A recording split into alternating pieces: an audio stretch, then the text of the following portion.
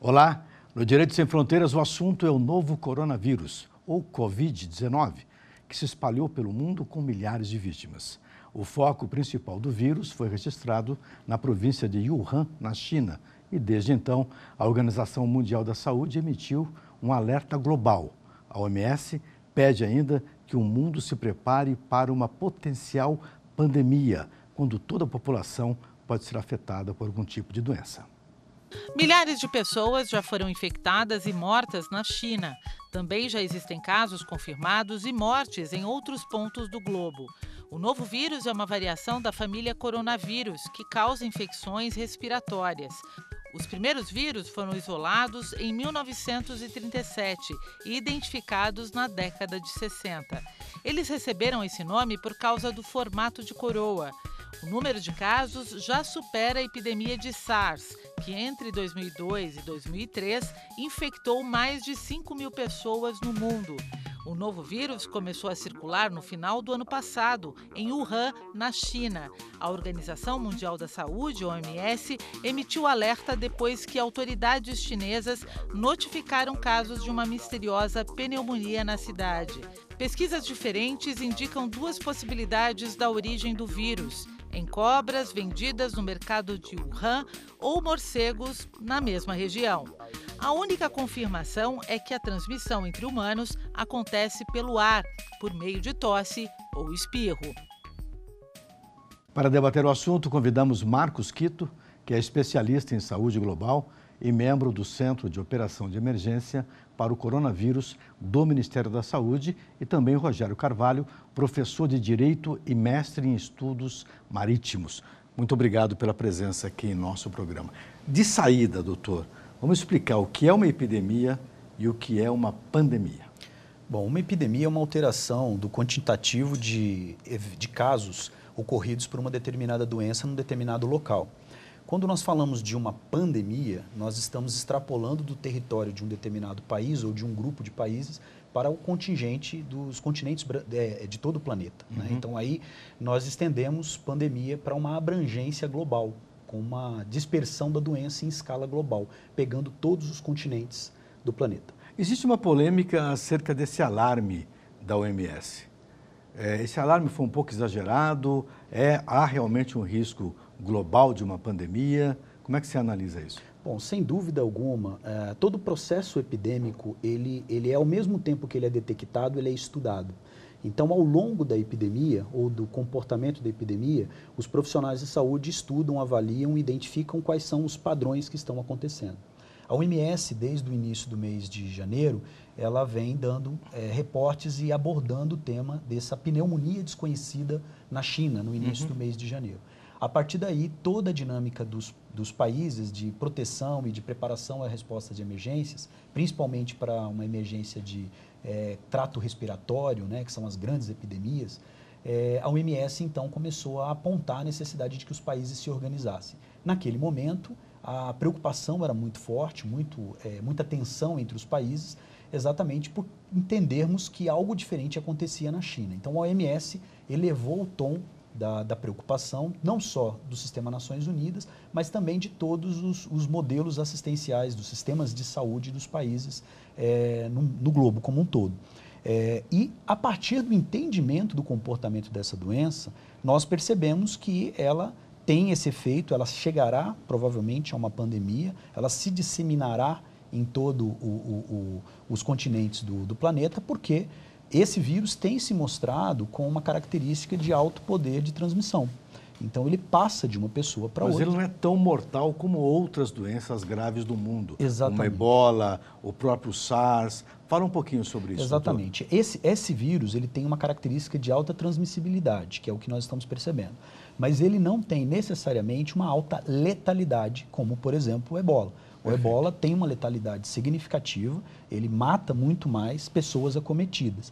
Esse vírus, como os demais vírus que nós temos de trato respiratório, eles acometem uma grande quantidade de pessoas, porque a transmissão é de pessoa a pessoa, pelo trato respiratório, e isso faz com que ele se dissemine com grande frequência. Perfeito. Mas não necessariamente ele vai acometer as pessoas com casos graves e morte. Já volto com o senhor. A questão dos navios, barcos que estavam em águas internacionais, estavam chegando aos portos e foram bloqueados, impedidos até de fazer o desembarque de passageiros. Do ponto de vista do direito marítimo, isto é assim mesmo que funciona ou houve um certo exagero? Acredito que houve um certo exagero, apesar que as questões de navios, de barcos, embarcações que envolvem pessoas e bens, que é muito importante ressaltar que também o comércio internacional, mais de 90% é feito pelos mares. Se você pegar em consideração, por exemplo, produtos que saem do Brasil e que vão para a China, eles levam muito tempo.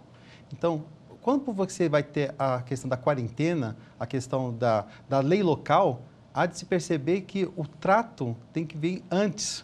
Então, por exemplo, mercadores que embarcarem em dezembro, novembro, podem estar chegando em janeiro e fevereiro na China. E vice-versa. Então, muitas das coisas desses bens, evidentemente, como um vírus, né, ele tem uma pouca durabilidade, em torno de um dia. Então, a mercadoria que está lá na China não vai chegar aqui no Brasil e vai ter um alto poder de disseminar a doença aqui no Brasil. Mas e os barcos com passageiros? Como aconteceu? Turistas americanos que estavam em Yokohama não puderam desembarcar, houve quase um problema diplomático, foram enviados para lá equipes de resgate, enfim, explica um pouquinho isso. Qual é a diferença básica entre o bem que pode estar contaminado e o passageiro que está a bordo de uma embarcação dessa? Acredito que o passageiro deveria ser desembarcado e ser tratado em terra firme, porque você tem melhores condições. Evidentemente, quando você deixa essa população presa, como o caso do navio que está no Japão, você acaba contaminando... Está no Japão ainda? Está no Japão. Você acaba disseminando essa doença cada vez mais forte. Sim. Uma vez que você não tem todo o aparato dentro de um navio do que seria no hospital. O caso, por exemplo, que acontece em Wuhan, é construído 3 hospitais para atender toda uma população que tem a liberdade de ir e vir. Mesma coisa também pode acontecer no caso da Rússia, que vai bloquear a entrada de cidadãos chineses, apenas dando direito de passagem. Isso também não é motivo para enfrentamento da epidemia do coronavírus. Perfeito. Doutor, sintomas. Muita gente fica preocupada, há uma crise até de fantasia, uma certa paranoia. Vamos explicar direitinho quais são os sintomas e quais são as medidas de prevenção. Muito bem. O coronavírus, como um vírus da família corona, ele tem um comportamento que ele tem se demonstrado com até 80% de casos brandos. E casos que... 80% de casos brandos. Podemos observar aí, com essa característica de comportamento do vírus, que ele vai disseminar mesmo, mas não necessariamente ele vai levar todos a óbito, como é o que muitas vezes a gente vê nas fake news. Os sintomas que são apresentados para o coronavírus são típicos de um quadro gripal, quando existem ainda alguns estudos que já estão mostrando a possibilidade de haver casos assintomáticos, mas ainda por comprovação. Os casos que são sintomáticos não são nada mais do que uma gripe. Então, é o quadro de coriza, né, de nariz escorrendo, de dor de garganta, de um desconforto ocular, algum mal-estar físico, de comportamento de dor muscular, de cansaço e tosse, necessariamente associado à febre. Então, esses são os principais sintomas de um quadro viral para a gripe, como é o do próprio coronavírus. Como prevenir isso de uma maneira caseira e eficiente? A prevenção do coronavírus, ela se dá principalmente tentando evitar a transmissão de pessoa a pessoa pelo principal via de transmissão, que é via respiratória. Então, uma medida que parece muito simples e que é muito utilizada nos países orientais é o uso de máscara, não para se proteger necessariamente, mas para evitar de transmitir a doença. Então, se você está gripado, a recomendação é não saia de casa e não entre em contato com pessoas na sua rotina, como você costuma fazer quando você está saudável, exatamente para você não transmitir a doença. Na Ásia isso é bem comum, até em Eles época usam mais a branda, máscara, né? exatamente, pela Japão. forma branda, é um hábito dos orientais utilizar máscaras em público, não só para se proteger de eventuais transmissões de doença, mas também para quando estiver doente você não transmitir, é uma barreira física para a produção de gotículas. Então, você usa essa máscara estando em casa com outras pessoas. Se você precisar sair, utilize a máscara. Isso não é um sinal de risco e de pânico, mas é sim uma etiqueta social, para que a gente tenha a educação de não expor as pessoas àquela doença que eu venha a estar manifestando. Você morou em Wuhan. Sim. E a cidade é uma cidade de alta produção hoje na China, né? Ela está numa área central, economicamente bastante forte. E pelo que você verificou lá, quanto tempo que você morou lá? Um ano. Um ano. Em que época você morou? 2011, em 2012. 2011. A China, nessa época, crescia quase 10%. Quase 10% ao ano. Hoje está crescendo 6 e alguma coisa. O que ainda é muito. É excelente. Excelente. Né? O mundo está crescendo, não chega a 2 de crescimento. Chega a 2. A estrutura da cidade. Falou-se muito, e com grandes elogios, que a China construiu um hospital em 10 dias. Aquele povo tem essa capacidade mesmo de construção impressionante aqui, né? Tem uma capacidade grande, enorme, e também algumas características de Wuhan que não foram muito exploradas, eu acho que merecem ser mencionadas. Pois não. A grande característica da capital da província de Hubei tem como seu grande ponto o rio Yangtze, que é por onde é cortada a cidade de Wuhan ao meio. A cidade de Wuhan tem 3 grandes áreas, né? Uma área notadamente de colonização francesa, que era de Hankou, a área de Wuchang, que é a área que eu morei, e a área de Hanyang, que é a área industrial. Das 500 maiores empresas que estão na China internacionais, mais de 250 têm sede em Wuhan. Então, o grande progresso da cidade, que viveu uma transformação surreal. Quando eu vivi em Wuhan, eu percebia claramente que estava desaparecendo uma velha China e estava nascendo uma nova China, com arranha-céus, com prédios comerciais, com prédios financeiros e aquela vontade do povo de trabalhar incessantemente para o crescimento e desenvolvimento da China. Isso significa dizer que a jornada de trabalho era muito grande, inclusive sábados, domingos e feriados, com exceção apenas dos 2 grandes feriados chineses, que são do Ano Novo e do trabalho. E ficou vazio no Ano Novo. Ficou vazio, exatamente vazio, porque todo mundo tinha que ficar em casa. Sim. Porque já tinha a ordem já de quarentena para a população. Uma vez que a explosão do vírus se deu exatamente um pouco antes do Ano Novo Chinês, Sim. que é a data diferente do nosso Ano Novo. Perfeito. Que é o Ano Novo no lar. A preocupação hoje está dirigida a alguns países. Semana passada e ainda por esses dias, o Irã, nós temos a Itália, nós temos o Japão e temos a Coreia do Sul como países que estão apresentando focos, digamos, maiores. Alguma explicação para isso ou é uma transmissão normal? Ou o senhor identifica alguma evolução? Porque me chama a atenção o seguinte, Coreia do Sul, Irã e Japão. E a Itália, ali na Europa. Alguma explicação de barcos, contaminação por alguma outra via? Olha, na realidade, nosso mundo moderno ele é extremamente globalizado, né? Então, o deslocamento de pessoas ele é rápido, é feito em horas. Então, essa grande mobilidade é o que faz o grande risco dessas epidemias, uma vez que você pode se deslocar de uma região para outra em algumas horas, e até saudável. E ao chegar no seu destino, você vir a manifestar sintomas, uma vez que o próprio coronavírus leva de 2 a 14 dias para manifestar sintomas. 2 a 14 dias? De 2 a 14 dias. Então, uma pessoa que esteja ou que foi a trabalho na China, como foi o exemplo do caso que chegou à Itália, ele esteve na China, foi à Itália, voltou à sua rotina, manifestou sintomas, mas quando ele manifestou sintomas, ele já tinha transmitido a doença para muitas pessoas e fato é que hoje o Brasil tem os seus casos confirmados a partir do contato direto. Quantos casos que nós temos hoje? Hoje confirmados, na data de hoje nós temos 2 casos confirmados e ambos estiveram na Itália. São pessoas que tiveram fluxo com a Itália e não com a China. Nós estamos no começo de março, gravando esse programa, portanto nós temos aqui 2 casos de pessoas que viajaram e voltaram infectadas. Para a Itália. Para a Itália. Foram para a Itália e voltaram para cá. Exatamente. Não tem conexão de deslocamento para a China. Estiveram num outro país Sim. que também já tem a disseminação da doença. Tá certo. Eu quero saber, no segundo bloco, o seguinte, o impacto na economia. Nós falamos há pouco que a economia está meio rastejando e, de repente, esse golpe, logo no primeiro trimestre, já afeta o quadrimestre e, em consequência, o restante do ano. Mas isso é para o segundo bloco e a gente volta daqui a pouquinho. Não vai embora.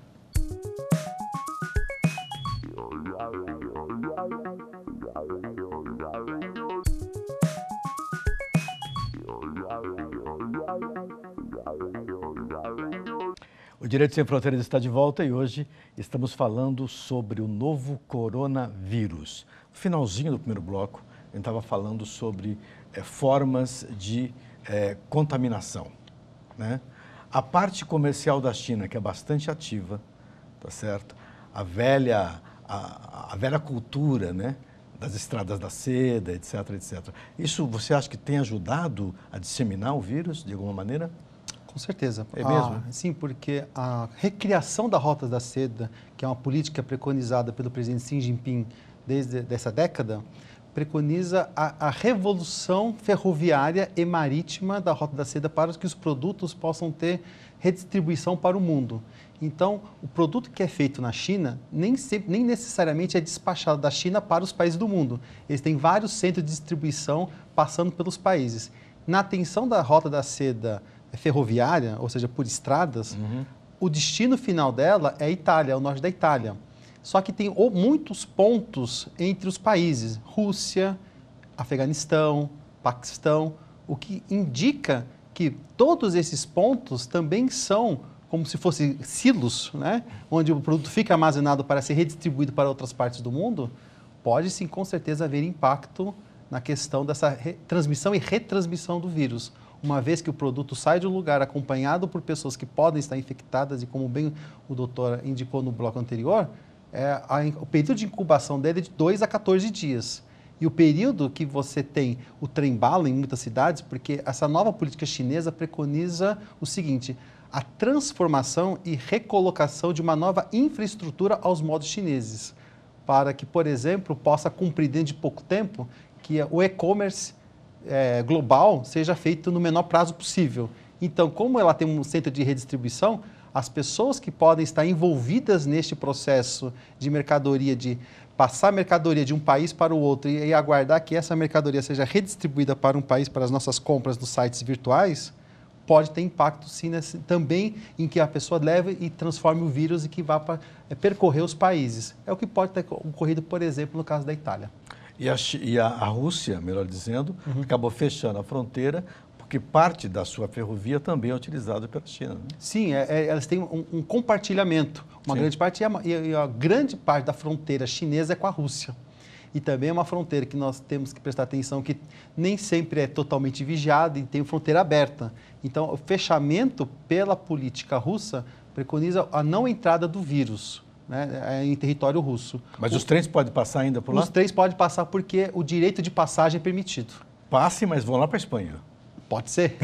Ou para a Europa, que geralmente é o destino, ou os países do Oriente Médio. Perfeito. A situação do Brasil hoje em relação ao protocolo da OMS, aos protocolos da ONU, como é que a ONU se comporta hoje diante, por exemplo, essa análise, né, de transporte intermodal, né, tendo um vírus dentro de uma bagagem, de uma caixa, possivelmente, é uma coisa que é muito difícil de controlar, né, doutor? Como é que a ONU estabelece os protocolos tendo um risco como esse? Bom, todo o sistema das Nações Unidas, a partir de 2005, ele passou a trabalhar sob a égide do Regulamento Sanitário Internacional. Esse Regulamento Sanitário Internacional coloca os países signatários das Nações Unidas uma série de obrigações do ponto de vista sanitário e que tem como objetivo principal impedir e corrigir eventuais riscos de transmissão de doenças em escala global, sem que nós tenhamos restrições ao deslocamento humano ou ao mercado e ao livre comércio. Então, as Nações Unidas, da mesma maneira que está atenta à dinâmica de disseminação de doenças a partir do deslocamento de pessoas e cargas, ela também está preocupada que medidas desproporcionais, desarrazoadas, sejam implementadas num contexto de um risco de saúde que venha acontecer com a população global. Então, não se impede o deslocamento, não se impede a entrada e saída de pessoas sob o argumento da saúde. Só que essa é uma resolução do Regulamento Sanitário Internacional. Os países signatários adotam, seguem e muitas vezes também têm condutas desproporcionais, muitas vezes ao risco. Que é o caso da Turquia e do Paquistão, que fecharam as fronteiras com o Irã. É um pouco exagerado isso dentro do protocolo da ONU, né, doutor? Sim, a OMS não preconiza o fechamento de fronteiras, uma vez que isso não está comprovadamente provado que faz um estanque da endemia ou da pandemia. Evidentemente que quanto mais aberto o país, melhor. Porque o país tem que se preparar para a atenção de como lidar com o vírus e não exatamente fechar as barreiras como se o vírus não pudesse entrar. Temos que pensar também que nem todas as fronteiras são compostas de muro. Se pensarmos no caso do Brasil, nós temos uma fronteira terrestre onde a maioria é floresta.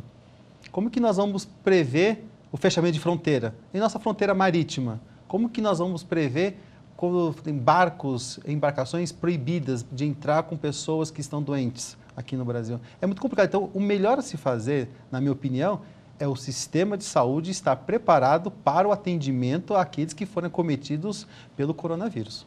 E sobre esse tema, ninguém melhor que o doutor Marcos Quito. Doutor, seguinte, a origem do vírus ainda é um mistério mesmo?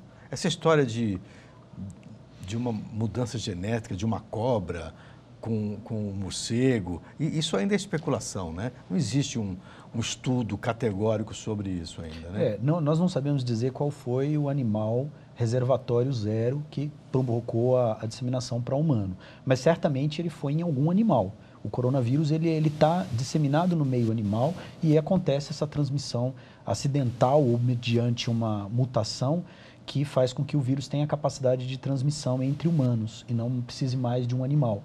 Então, isso de fato aconteceu. Agora, a gente tem, os estudos estão sendo construídos exatamente para identificar a origem disso. Isso é importante, mas, sem dúvida nenhuma, concordo com o professor, o que nós precisamos ter em contextos epidêmicos e pandêmicos é que os países precisam estar devidamente organizados, preparados e tranquilos. Aí a tranquilidade, apesar de ser um caráter pessoal, ele precisa estar dentro de todas as tomadas de decisão sem dos histeria, gestores, sem pânico e sem histeria. São medidas que têm que ser extremamente centradas para exatamente você não provocar nenhum descontrole, desorganização ou medidas que extrapolem o bom senso e, principalmente, extrapolem a necessidade científica de implementação. Então, aí vem questões que a gente precisa discutir cada vez mais na sociedade brasileira, como a quarentena, como o isolamento, como medidas de saúde pública que vieram a ser implementadas nesse período agora da... O Brasil se preparou como para enfrentar esta suposta pandemia? Bom, desde janeiro nós atualizamos o nosso protocolo de trabalho e contingência para a influenza, né, que era a pandemia de 2009. Sim. Então, nós, nesse meio tempo, de janeiro para cá, com o advento dessa pneumonia ainda desconhecida, nós estabelecemos uma estratégia que o Ministério da Saúde vem desenvolvendo e vem aperfeiçoando ao longo dos últimos anos e com os grandes eventos, que foi a organização dos nossos principais processos de trabalho. Laboratório para investigação e diagnóstico, então nós pegamos a nossa rede de laboratórios e capacitamos toda a rede para fazer o diagnóstico laboratorial, que é extremamente importante. Fizemos já o elenco de quais serviços assistenciais em todo o país, em cada estado do Brasil, seria responsável por receber pacientes com o caso de coronavírus. Então, em todo o Brasil, nós temos os planos de contingência de cada um dos estados que estabelecem perguntas básicas, como, por exemplo, uma pessoa que adoece numa UPA. O que se faz com ela, para onde ela é levada, onde ela vai ser atendida, qual é o hospital que vai cuidar dela, se ela vai precisar ir para casa, qual é a dinâmica de ir para casa. Então, tudo isso já está desenhado e em franca implementação em todo o país. Questão econômica. Muito se tem falado que a economia que já está meio que se arrastando desde 2019, ela vai entrar em 2020 de uma maneira ainda mais dura em termos de recuperação, não terá fôlego para isso e já se pretende colocar culpa no coronavírus. Como é que você analisa isso, doutor? Bom, só o coronavírus não pode ser responsável pelo desempenho da economia. Pensando no caso do Brasil, temos que também pegar o cenário internacional. O que é que o cenário internacional nos mostra? Eu gostaria de relembrar que, recentemente, houve um acordo entre China e Estados Unidos, na qual, dentre as cláusulas que o governo americano e o governo chinês entrarem em acordo, vai fazer com que a China seja obrigada a consumir maiores produtos de commodities americanos.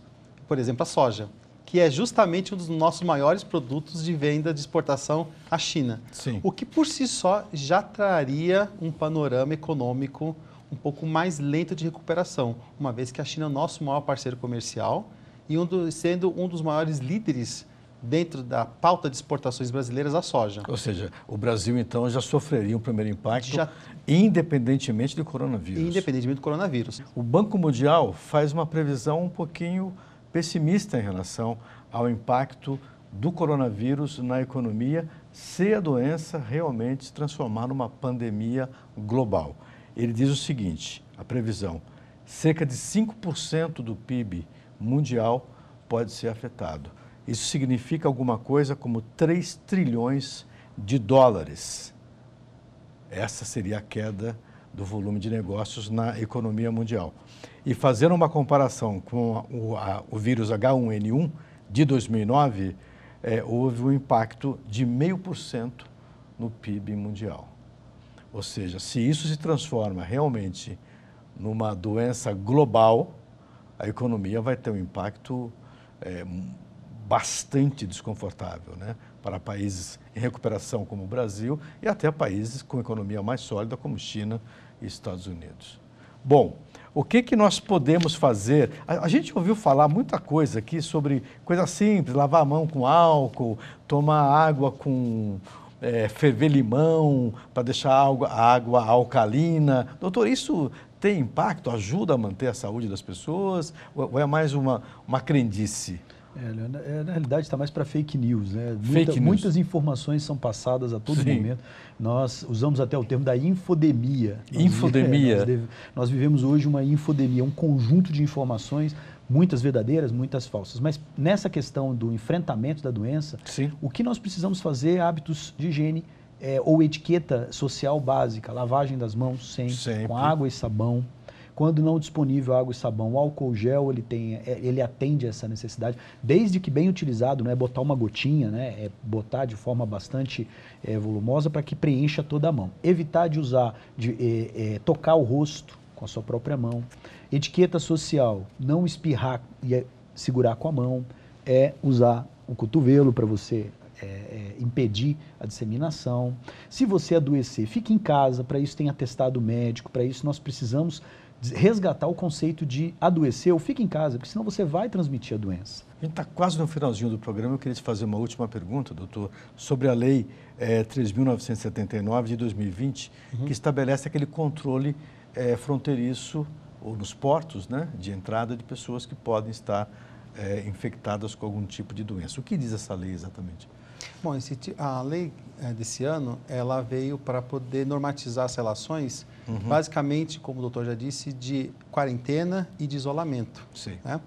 Por quê? Há um degrau onde o isolamento, a pessoa ficaria sob observação e a quarentena, quando um grupo de pessoas, para poder ter um maior controle efetivo do Estado para a não propagação da doença em níveis maiores. É concedido atestado de trabalho, tendo em vista se a pessoa foi fazer um exame laboratorial, um exame médico ou está acometido pela própria doença, já está garantido isso em lei, o que dá uma segurança jurídica também para as relações sociais, as relações de trabalho entre as pessoas e as empresas, uma vez que ainda não se sabe exatamente o alcance dessa doença, essa emergência internacional no Brasil que poderá vir com mais força, tendo em vista que nós estamos saindo do verão e entrando num período mais frio.